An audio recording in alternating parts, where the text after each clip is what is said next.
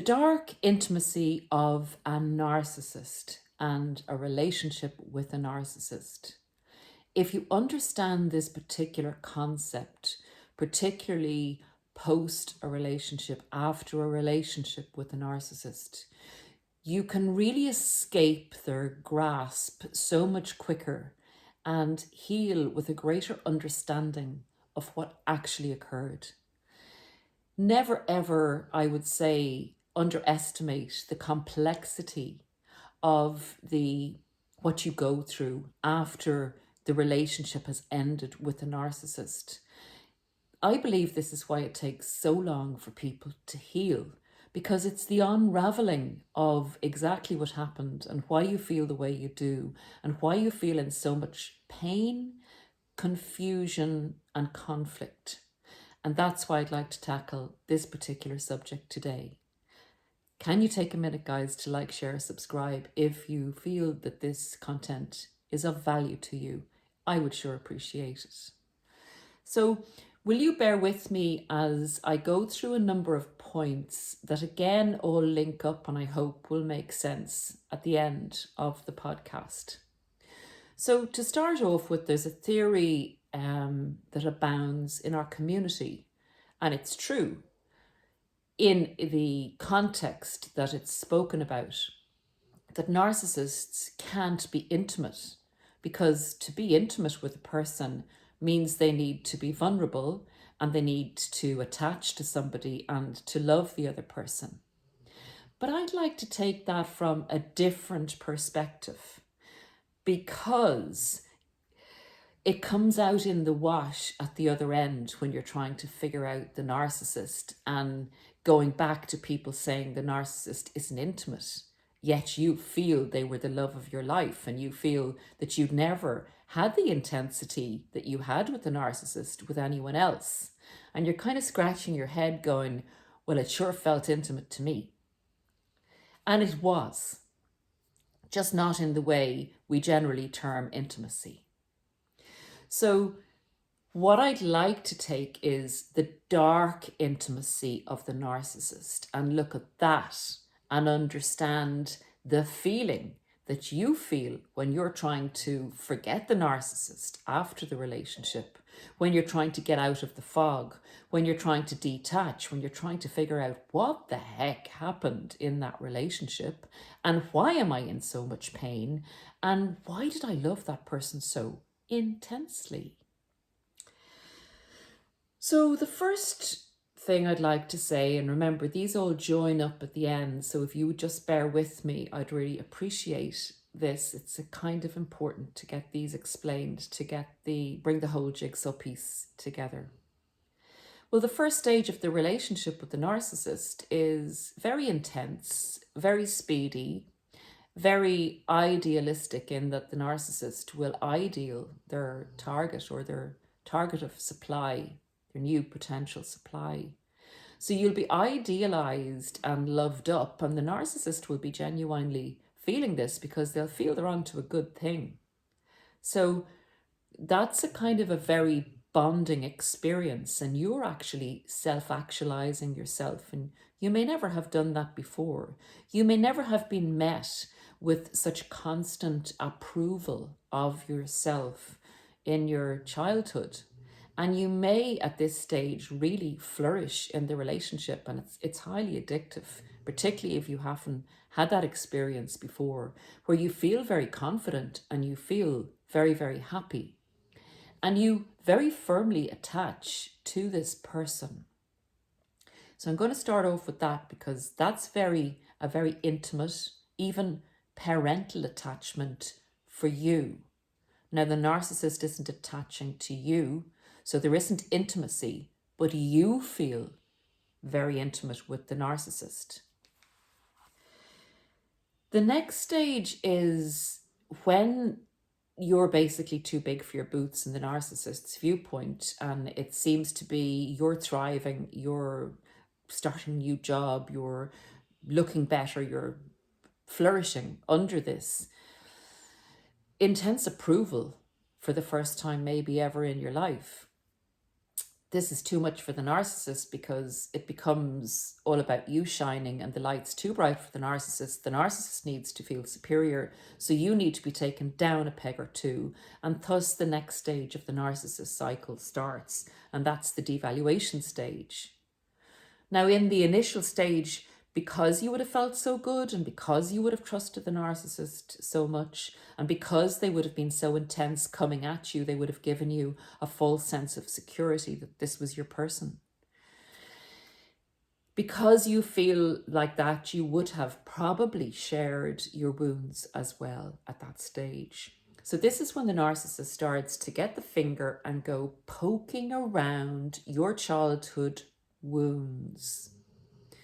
Poking around those wounds, saying, it's all about you really, isn't it, Paula? Like, it's all about you. Everything has to be about you. You don't like this, you don't like this, and you don't like that. And they go back to the kind of the childhood secrets that you might have spoken about and kind of say, well, you know, maybe there was something in that. Maybe you do need to have a good look at yourself. And I know you get the picture, guys, because that's the way it tumbles out with the narcissist for all of us. Sometimes the devaluation cycle starts much quicker in the relationship, and sometimes it can even 6 months to 18 months, that kind of time scale before you get the full whack of really feeling this person is criticizing me a lot. So let's park that there, because the wound and the opening up of the wound and the kind of validating of you not being such a great person, we park that there because that comes into play at the end of this podcast, and it will help, I believe, for anyone struggling to heal and in confusion. The next part that I'm going to go into is in relation to intimacy. The narcissist doesn't give us that intimacy, say, when we're meant to be intimate. When you say you're having sex with the narcissist, you don't get that feeling that we all know as intimacy, where you're really sharing love and a bond with someone and you're getting closer to them in that respect. In fact, sex with a narcissist feels very functional, and it can actually feel quite ugly if it can feel quite ugly. It can feel quite transactional. It can feel quite, you can feel quite objectified, as if you're in a position that a lot of other people have been in, and that in fact, if you interchanged your body for someone else, it wouldn't matter to the narcissist. And again, leave comments if you've had that similar experience. And with the narcissist, instead of that nice, beautiful feeling of intimacy, you can also get, because of their sexual deviancy, their love of pornography, their talking of many other partners that they've had before, their openness to inappropriate, maybe for you, experiences. They're pushing your boundaries to try things that you're not comfortable with. Sex can be a whole different thing with a narcissist. Instead of the culmination of love and the intimacy in your relationship and the passionate side of your relationship, it can become, for want of a better term, like a porno movie. That's the best way I can describe it. You don't feel intimate with the narcissist, but what you do feel at that stage is the exploration of a kind of darker, dirty world. And again, let me know if that makes sense to anyone listening here. So if you're prepared to explore that world with the narcissist will display intimacy, but intimacy of a dark nature, not as we understand it in general terms.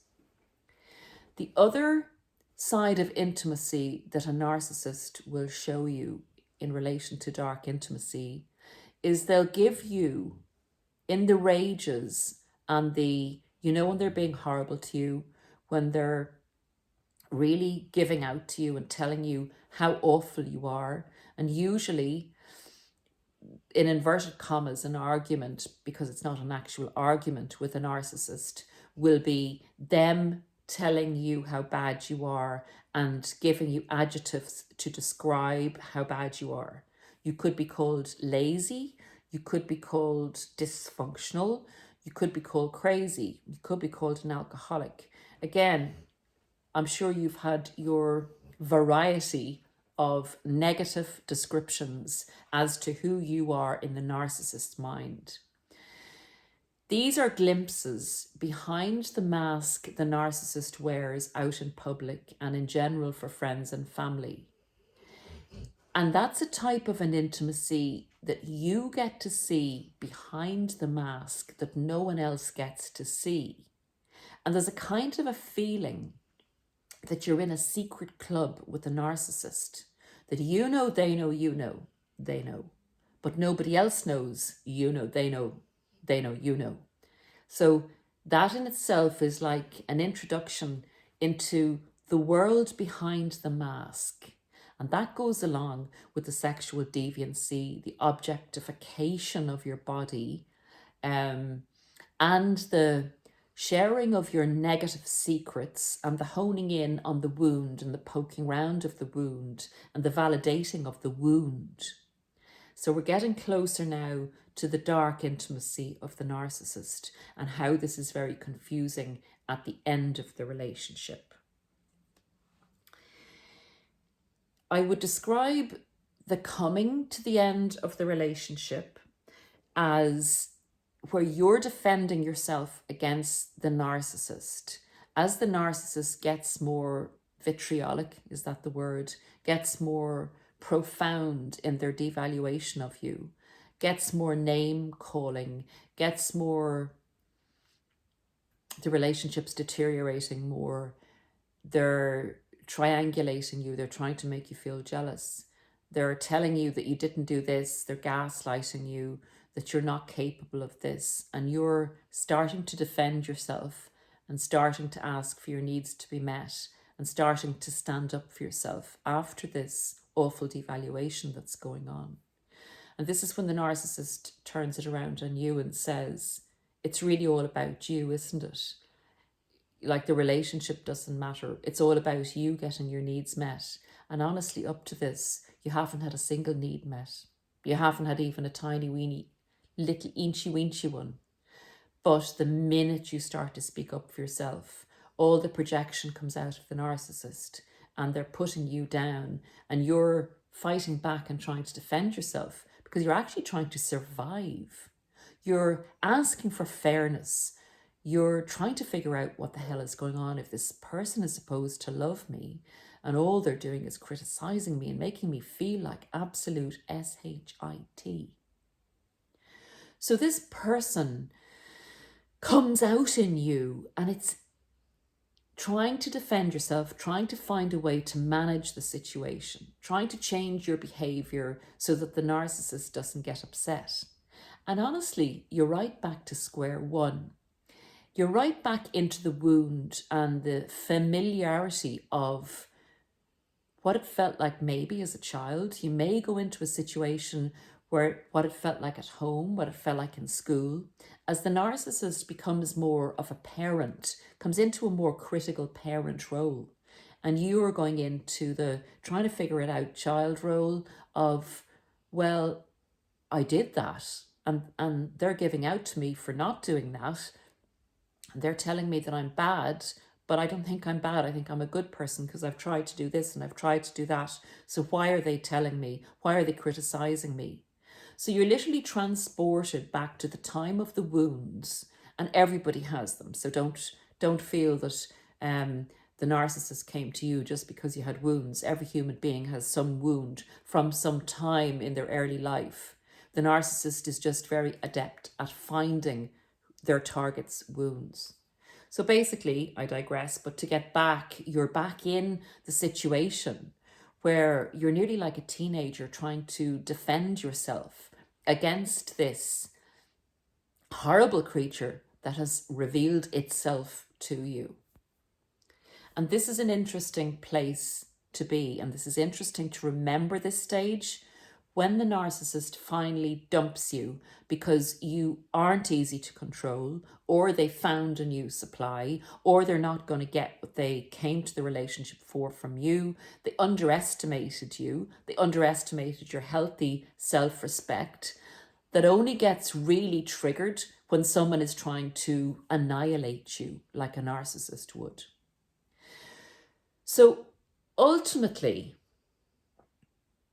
for you to escape the narcissist, you actually have to go in to your own narcissism.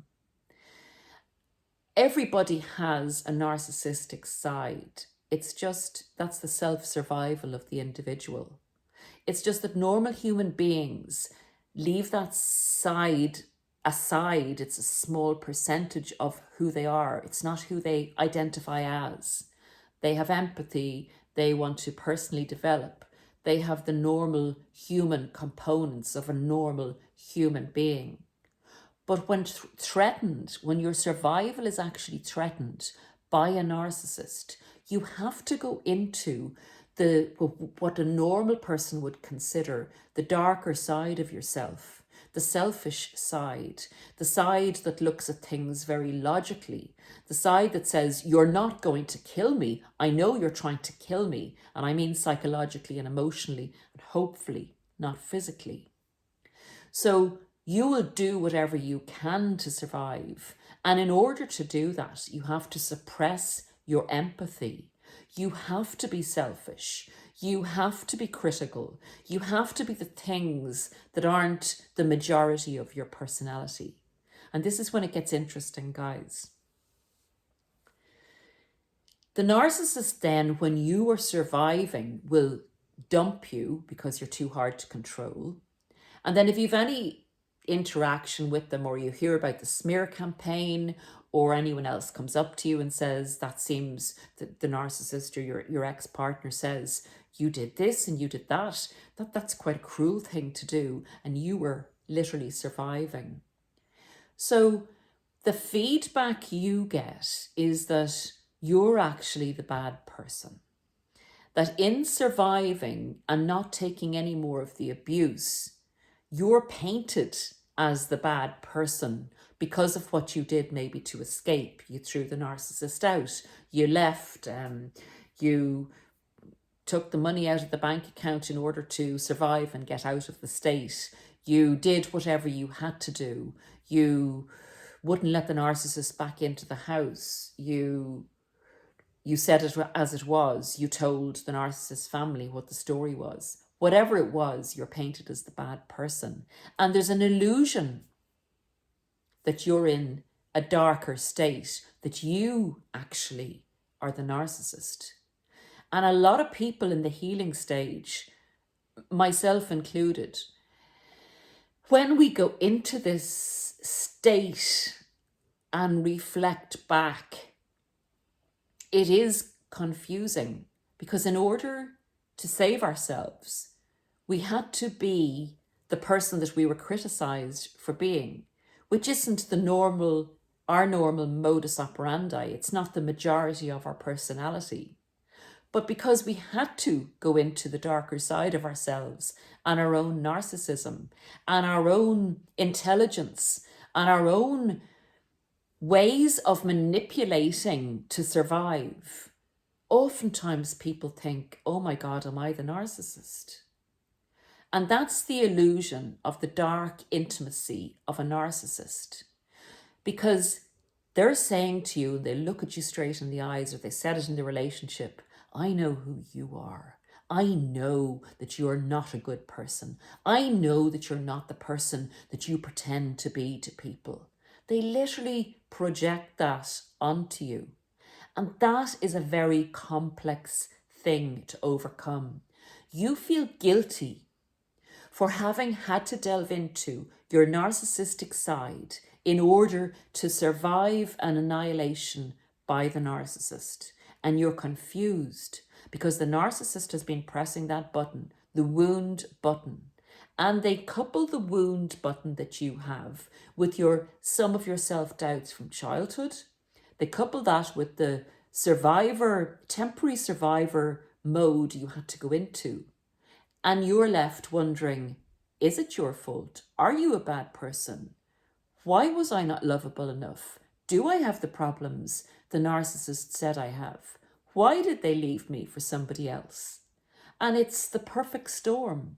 It's the perfect evil, dark, perfect storm that's designed in its complexity to take you out on a psychological, emotional, spiritual, and physical level. So I'm hoping that the understanding of the cloying world of the narcissist, the shared hell, I would call it, not the shared fantasy, the shared hell the narcissist brings you into, the darker side of the sexual world, they share that intimacy of the negativity with you. They will share intimacy in areas of jealousy when they triangulate you. They lap up any complaints you would have about their lack of boundaries, their lack of appropriate behavior, they're bringing other people into your relationship. And then the shared darkness of any faults that you may perceive you have, that you were told you had as a child, or the narcissist tells you you have.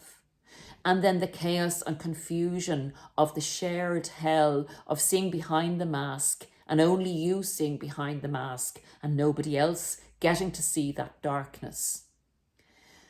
So you've had an intense relationship with a hologram that facilitated some very deep emotions within you, some beautiful emotions which attached you to the hologram, and then some very dark emotions that spewed out of the hologram, telling you that you were in fact a bad person and that you weren't worth staying with and that everybody else is better than you and that you're the problem and that you caused the relationship to disintegrate and that you're not fit for a relationship and that only they know how bad you are.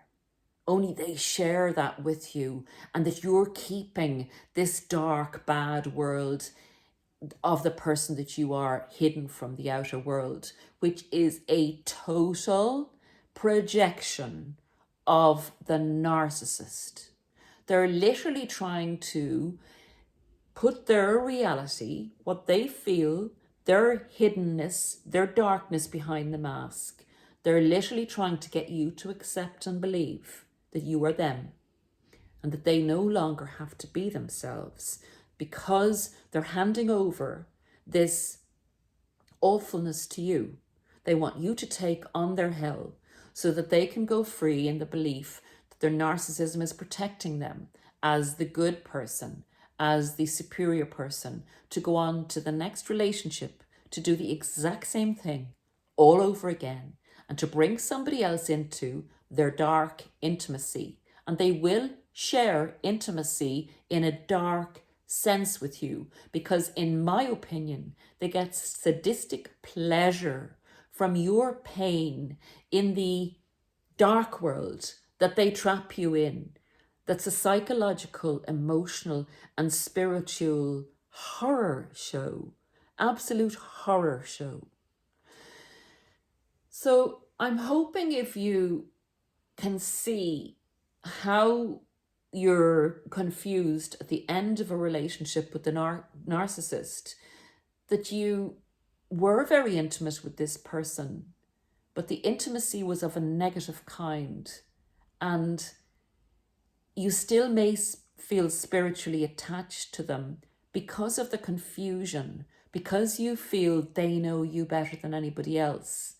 Believe you me, the person that they showed you that you were was them. They were able to force you into the darkest corner of your personality and bring that out to the fore in order for you to survive, and then tell you that that dark corner was the whole of you and there's no good in you. So guys, please reframe this. And in reframing it, acceptance of the self, acceptance that you did what you had to do to get out of that relationship, that you are a good person, that you're not a saint, that you're a human being, that you have empathy, that you feel a great deal of pain, you feel a great deal of happiness, you're a normal functioning human being, and you're not the product of the relationship. You haven't changed. Come back into yourself. Do self-love. Congratulate yourself for getting out of the relationship with somebody who is unhealthy and is going to go on and do the same thing all over again with other people. You have the ability to have intimacy on a human level, on a good level. You don't have to go to the dark places the narcissist brought you to. In fact, if you use the experience dependent on where you are in your healing journey, it's not always easy. If you use the experience of that darker exploration of yourself and what you had to do and really challenge the things you might have carried from childhood in relation to your wounds, really challenge them and look at them in a practical, balanced sense and say, gosh, I could improve on that. I could love myself more because honestly, I'm a hell of a good person because I've tried my damnedest. I've tried my very best. I'm not always perfect, and I'm definitely not a saint, and I've definitely made mistakes, and I've definitely caused, hurt to people along the way, unwittingly. So there's a hell of a lot I can do to improve because that's only a tiny particle of who I am. I can improve the rest because that is me. That's who I want to be. That's who I aspire to be. I am not what the narcissist said I was. I am not a projection of the narcissist.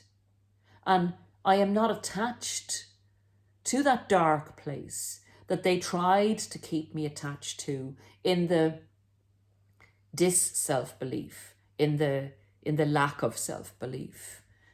They do not know me. They couldn't know me because they couldn't be intimate with me on a human level, on a good level. The only intimacy I shared with the narcissist was a glimpse into hell. A glimpse into hell. And I am not of hell. And I have no desire to go back there. And the narcissist will not pull me in by the illusion that I'm a bad person. So please, think about where you've been, the journey you've been on, and start believing in yourself. And get that narcissist out of your head, and a continuation on a daily basis of telling yourself that you're an okay person, that you're a great person, that you have your faults, but overall you try and do good, and that's who you want to be. And you are not going to remain stuck in the illusion that the narcissist spewed all over you to keep you trapped, for them to come back again and do worse to you and try and hoover you in and make you feel even worse than they did before. Guys, I will see you again very soon. Take great care of yourselves. And from a sleepy boy and myself, have a lovely day.